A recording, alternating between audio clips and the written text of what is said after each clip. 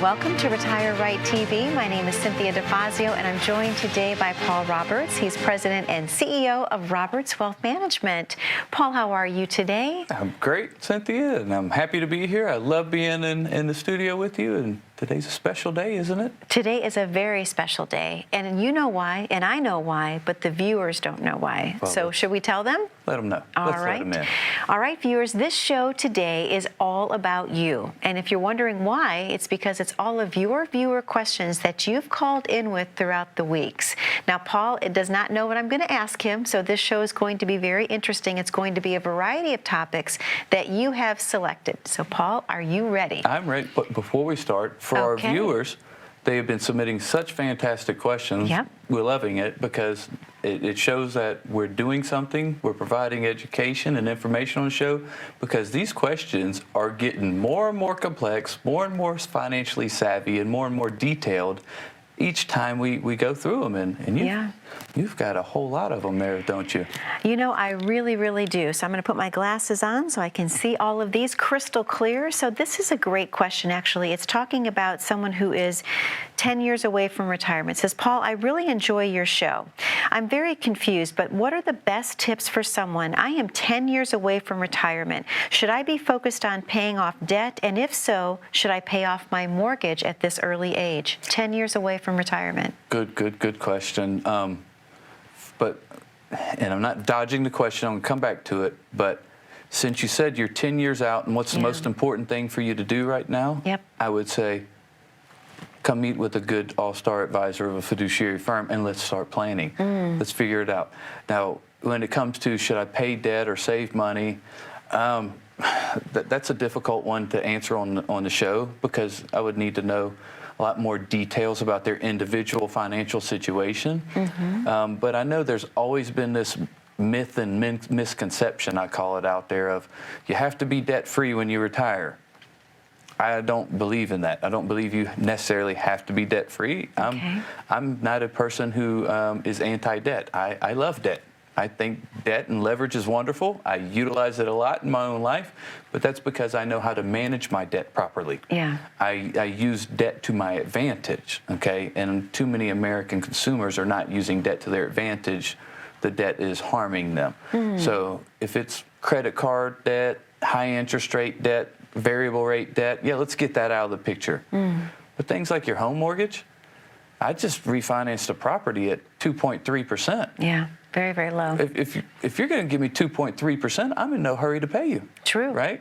True. And so the question would not be, do I have to have the house paid off when I get there? The question would be, well, what is your rate? What can you have it, or if your rate's too high, can you have it refinanced lower? And then the real question is, will you have the income in retirement to pay that mortgage? Because if you have the income to pay that mortgage, what does it matter if you have a debt, right? Yeah. What I'm so impressed about, Paul, is that this person is 10 years away from retirement and they're asking these questions already, which tells me that they've been watching your show 1 week after the next, and they know that you're very passionate about helping people plan for retirement. That's great. And to that person, because, I think a lot of people feel this way, Cynthia. We've had a lot of folks, when we've talked to them or when I see them in the grocery store or, out and in public, they say to me, well, I've been wanting to come into you, once I get closer to retirement or once I save a little more money, and I have a lot of people say a lot of times, I don't have enough money to see you yet. That's okay. Yeah. Okay? We're in the business of helping and empowering people. We want to help you build your future picture. So it doesn't necessarily mean you have to have all your retirement savings up right now. If you're 10 years out, come see us now. We'll help you get there. And we'll help you avoid all the taxes when you get there. Let's start now. That's a big one. That's a big one. So this is great. You have a caller actually from mobile, and what they're asking is, Paul, what are catch-up contributions, and should people take advantage of this in their retirement account? I have heard different people use the term catch-up contributions. Great. Once you become a certain age, it's once you're older than age 50, you're allowed to contribute a little bit more to your retirement plans, to your 401k, your IRA, or your Roth IRA. Now, there's a lot of debate out there on this, whether that's a great thing. Hey, they're allowing me to put more in my IRA now. Should I put more in my IRA every year? Across the board, most all financial advisors say, yeah, great, put more in there. I'm not of that school of thought, simply because I think your IRA is a huge liability to you and your family going forward. We were just talking about debt. I have people walk in my office all the time for retirement, and they proudly say, I'm debt-free in retirement. And I look at their situation and say, I'm sorry, but you're not. What do you mean? Yes, I do. I paid off my mortgage. I paid off everything. So, you owe the largest bill collector in the entire world, the most powerful and largest bill collector that has a variable rate and authority to change what you owe at any given time. Your IRA is a liability. That is a debt. You owe a tax bill in that IRA. So is a catch-up contribution great? It's great that you can add more money. If you're adding that money to a Roth IRA, the answer is yes, 100% put it in. But if you're looking to make a catch-up contribution into an IRA, come sit down with one of our All-Star advisors. Let's look and see if that's in your best interest, or if maybe there's some other ways to save money in your best interest. Okay, excellent. Thank you so much, Paul. We have a caller from Long Beach. They would like to ask you, why do some annuities seem to have a negative stereotype? Because some of them have, let's be honest, have been really not great products, let's just say. Yeah. There have been a lot of products in the past that have come out in the annuity world that I don't feel were in the best interest of the client. There's a product out there called a variable annuity. Okay. We have never utilized one in our office. We never will utilize one in our office. If I will actually go a little bit outside of my boundaries and say, if you have anybody recommending you invest your money in a variable annuity, I would be under the opinion or say that they're not advising you to do what's in your best interest. They're advising you to do what's in their own best interest. Because the only reason to me that someone would recommend a variable annuity is because they get really nice high commissions and fees out of the product. I don't think it's in anyone's individual best interest. The thing is way susceptible to downturns in the market. Your money's locked up over a long time, and you have super high fees in the arena of 3 to 5%. So many people in the 80s and 90s bought into these products when they came out thinking they were a good thing. Well, there's no way a product can be good for you at 3 to 5% in fees. There's nothing in the financial world worth it. Then a market downturn hit them.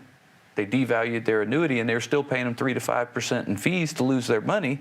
So then they got a bad negative connotation with the products, and I understand why. The product like that should have a negative connotation. Sure. But the world of annuities today is completely different. There's a lot of new creatures, a lot of hybrid annuities, fixed indexed annuities, a lot of products that create a lot of security for families and a lot of income security. So it's a new ballgame today. You got to really open your mind to it and get some good education on the products before you make a decision. Paul, thank you so much. I know you have a special offer to the viewers at home today. Let's talk a little bit about what that is and then open up the phone lines for the very first time. Great. Well, what we're going to do today is anyone out there who is tuning in, if you have saved at least $250,000 for retirement, for the next 15 callers, we're going to open up the phone lines here in just a minute, and the next 15 of you who give us a call, you're going to get an answer back from one of our client liaison, and she's going to set you up with a one-on-one appointment, one of our all-star advisors. Now, here's what you should expect and what that meeting will be like. It's going to be a warm, candid conversation with someone who has your best interests at mind. They want to learn as much about what keeps you up at night, and they want to help you solve those problems. Now, it is a participatory process. You are involved. It's an educational process. We believe in empowering people, but what we will do is, first off, there's no cost, no obligation. We'll sit down, we'll look at your current situation, give you a full-blown comprehensive review of where you currently are and where we think that any landmines or pitfalls or anything that may get in your way of success going forward. We'll address those problems. Not only will we address them and bring them to the surface, we'll provide you with solutions to those problems. We have helped thousands of families along the Gulf Coast retire right, and if you come in, sit down with one of our all-star advisors, we can get you set on track to retire right too. Paul, thank you so much. To the viewers at home, the phone lines are now open. That number to call is 228-388-2031.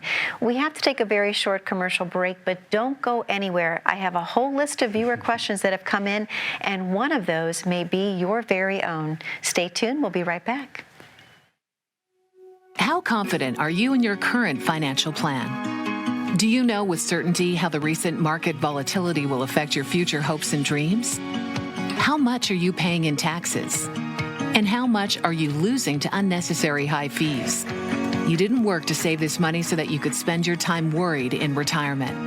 Now is the time to take charge of your finances so you can feel confident about your future. Call in during the next 30 minutes of today's show only to set up an absolutely complimentary, no obligation, full-blown financial review that will result in your own customized written plan. This is a $999 value that we're giving away complimentary to the first 10 people who respond. We'll start with a full-blown analysis of what you already have by running a report to untangle how much you are currently paying in fees, how you're allocated for risk, and what it's costing to work with your current advisor. Next, we'll identify your goals. Where do you see yourself in the next 5 years? Where do you want to go? And who do you hope to go there with? Is your current financial plan set up to get you there without mishap? Let's design a roadmap to create a financial plan you can follow with confidence. Get the piece that so many people are missing from their retirement. Find out how having a written plan can make a difference to your retirement dreams. Call now to schedule your complimentary, no obligation, full-blown financial review today. And welcome back to Retire Right TV. My name is Cynthia DeFazio, and I'm joined today by Paul Roberts. He's president and CEO of Roberts Wealth Management. Paul, a great show that we're having, and I love this show because we get to do these every so often, and they're just amazing viewer questions. They've been coming in left and right, and so I'd love to keep going if that's okay. That's good. Well, and before you jump in, I'm sorry, Cynthia. Okay, I know you're ready to get me, and I'm ready. And I get long-winded on the answers, so you got to get Finia in. But I want to make sure the viewers know info@robertswealthms.com. If you want to submit some questions to the show, email us right now. Our team will go through those. They look at them every day. All the emails coming in, we'll get your questions submitted to the show. That's info@robertswealthms.com. Perfect. Thank you so much, Paul. Caller from Bay St. Louis. It's a great question. It says, Paul, when you talk about bonds, what do they provide and how much should someone's portfolio consist of bonds? This is going to be a surprising answer, but it's a very, very small portion of all of our clients' portfolios today are in bonds. Okay. I feel that anyone who has put you in bonds since 2015-ish may not have done what's in your individual best interest. Now, that could be because they just want to sell a bond, or it could be because they're unaware that's in your individual best interest because they work for a company and that company tells them sell bonds. That company does not tell them we're at an all-time low interest rate.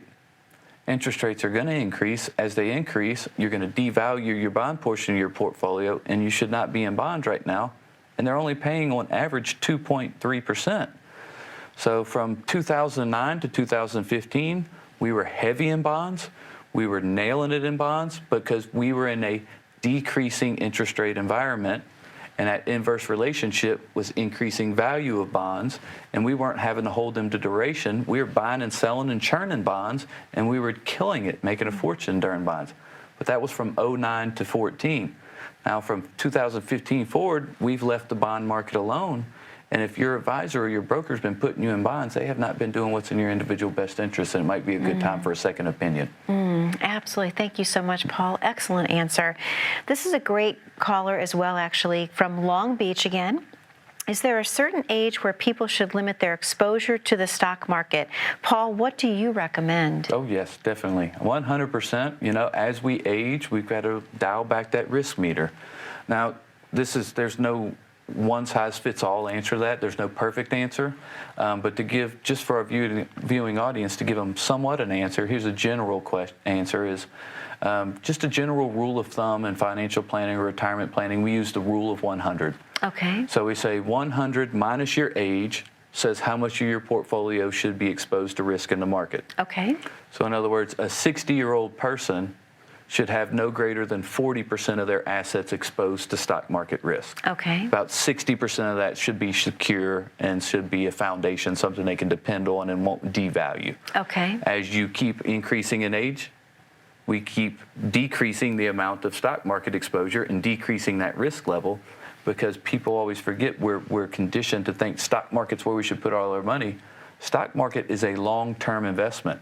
Okay, you should not put money into the stock market that you don't have a 20-year period to work with. And so as you age, that timeline becomes shorter and shorter and shorter, and losses become more and more significant to your retirement. So you should just keep chopping back at that risk and that exposure. Okay, Paul, thank you so much. This is another great question from, help me with this, Pascagoula. How do I say that? Pascagoula? Thank you. All right, Pascagoula. This is great. Paul, recently I heard the term dollar cost averaging used in the news. As an investor, how do I utilize this strategy, and what are the benefits of dollar cost averaging? Great question. Dollar cost averaging, we focus on and specialize in retirement.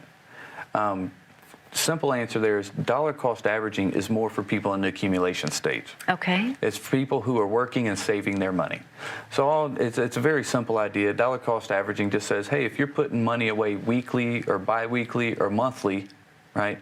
Some days you're going to keep buying that stock. Some days the stock price will be up a little more, but the stock price fluctuates. The next week when you put some savings away, the price is down a little more, and you just keep doing it consistently over time, and you fluctuate your prices that you're buying in at. And so you buy some low and a little bit higher, but over time it averages out, and it puts you in a better position. But dollar cost averaging is an idea or a strategy for savers early in life. It has nothing to do with retirement planning. Okay, all right, Paul, thank you so much. We have another great question from Mobile, and it says, what is the best way for someone to diversify their risk and reduce volatility? There is no one way to do it, right? Okay. Our approach and what we believe in and what creates our client security and confidence is before we start talking about how much risk or how much growth we want on our portfolio, our first obligation is to figure out what do we need to have for income needs. Right? Okay. That's why we start with income planning. Income planning should dictate the rest of your investments. Income planning should dictate how much risk you take or how much growth you need. But if you don't do the income planning up front and you have somebody advising you on how much risk to take, well, you haven't done it properly, because where's the income going to come from the rest of your life, right?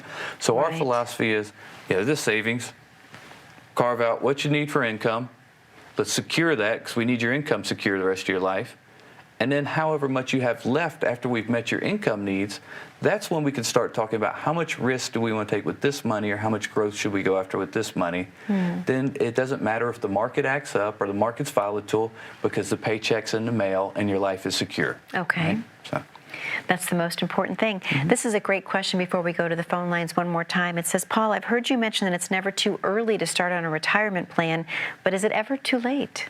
No, never too late, but the earlier the better. Yeah. I started my retirement planning in my late 20s. Okay. And I will reap the benefits of that. My son-in-law, my daughters, they're in their early 20s, fresh out of college, fresh in their careers, and they're starting their retirement planning now. Okay. If you started early and you start with a good fiduciary firm, especially one who's tax savvy, my children, they'll all retire one day nice and tax-free and nice and secure. So earlier the better, but it's never, ever, ever too late. Paul, thank you so much. Well, I know you have a special offer that you want to present to the viewers at home today. Let's go ahead and do that and then reopen the phone lines. Okay. Anyone at home who has saved at least $250,000 for retirement, and you're sitting at home wondering about this retirement jigsaw puzzle and how you put all these pieces together, here's the good news. You don't have to go it alone. We may live in a do-it-yourself retirement world, but you don't have to do it yourself. You have the all-star team of Roberts Wealth Management by your side. So here's your chance to pick up the phone. For the next 15 callers, what we're going to do is give you a full-blown, comprehensive review of your current situation. This is at no cost, no obligation to you. If we review your situation and find that you need to make changes, then we'll sit down with you, we'll walk all the way through the process, we'll build solutions and strategies that fit your individual needs. What is so important to understand is that financial planning in our office is custom tailored to the individual, and all financial planning should be custom tailored to the individual. So pick up the phone right now, give us a call, come sit down with one of our all-star advisors, and let's get you set on track to retire right. Paul, thank you so much. To the viewers at home, the phone lines are once again now open. That number to call is 228-388-2031. When we come back from commercial break, we're going to have some time for a few more viewer questions. And once again, don't turn the channel. One of these could be your very own. We'll be right back.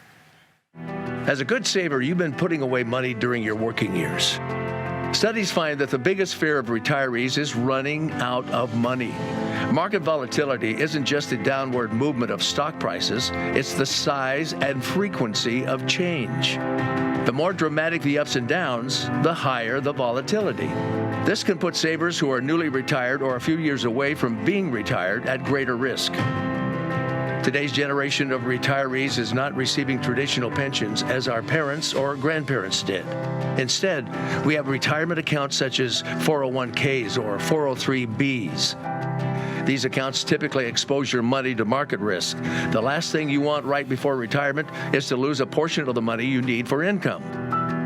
But how do you turn these accounts into a retirement income? Is it safe to keep all your retirement money sitting in the stock market? The last thing you want is to lose a portion of the money you need for income due to market loss. By working with a financial professional, you can learn how to turn a portion of your savings into an income stream for life and income for the life of your spouse if you're married.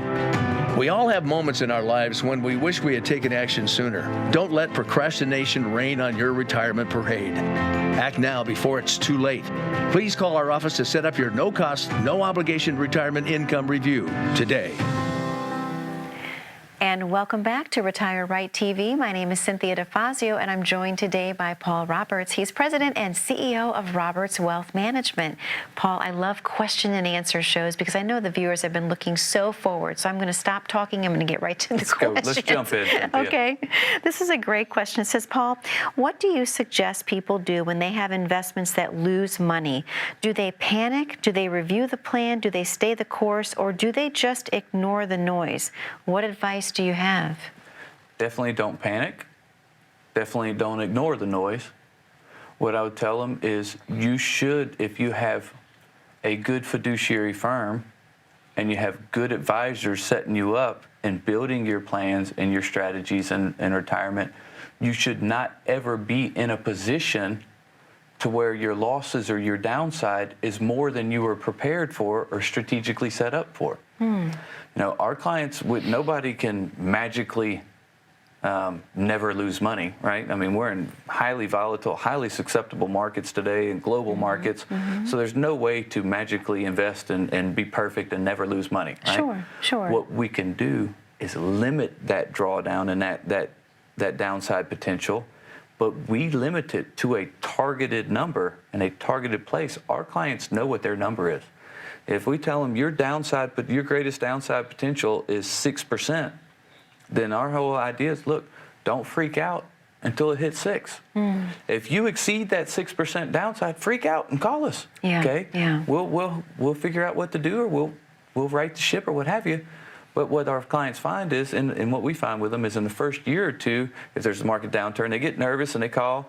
But then after they go through one or two shaky markets or a COVID or pandemic or something of this nature, and we deliver on exactly what we had told them, hey, your drawdown potential is here, but that's okay because that's enough that we can handle and your plan still succeeds. And if we don't exceed that drawdown potential, you have no reason to get scared. And then you have no reason to sell. You have no reason to worry. Let's just know what we're dealing with up front. So again, it's about creating peace of mind, especially in the retirement years, and that's what you're so very passionate about. All right, Paul, let's just keep going. This is a great one. Paul, is it possible to invest when someone simply can't afford to lose any principal? I would love to get back into the stock market, but I'm a little apprehensive. Yes. That's kind of a tough question there, you know, because let me reword that for what. Sure. Is it possible to invest when someone simply can't afford to lose any principal? Right. I would love to get in the stock market, but I'm just not sure. Yeah. If you just simply cannot afford to lose any principal, I mean, if there's no wiggle room there, you know, if any losses at all would just devastate your future, we need to take a little more conservative approach to how we move forward, and maybe you don't need to have money in the stock market. It all starts, as we always focus on the show and telling them, come and sit down with one of our All-Star advisors. Let's start with income planning. If you secure your income and we can build out a written retirement income plan that you know where your income's going to come from the rest of your life and you know it's secure, then you can have the confidence you need to figure out if you want to take some risk or go into the market with some other money, right? Okay. But build that income plan first, and that dictates what you should do with the rest. All right, that makes perfect sense. And Paul, I think we have time for just one more question. What are some keys to make certain that your clients lock in lifetime retirement income? Paul, how do you handle that process to lock in lifetime retirement income? Lock in lifetime retirement income. There are quite a few ways, and people are blown away by this. They don't know that there's multiple ways to lock in income. A good product's fixed indexed annuities. We use a lot of them for our clients to secure and lock guaranteed income. People sometimes say, I don't want an annuity that I got to keep my money in there too long of a period of time.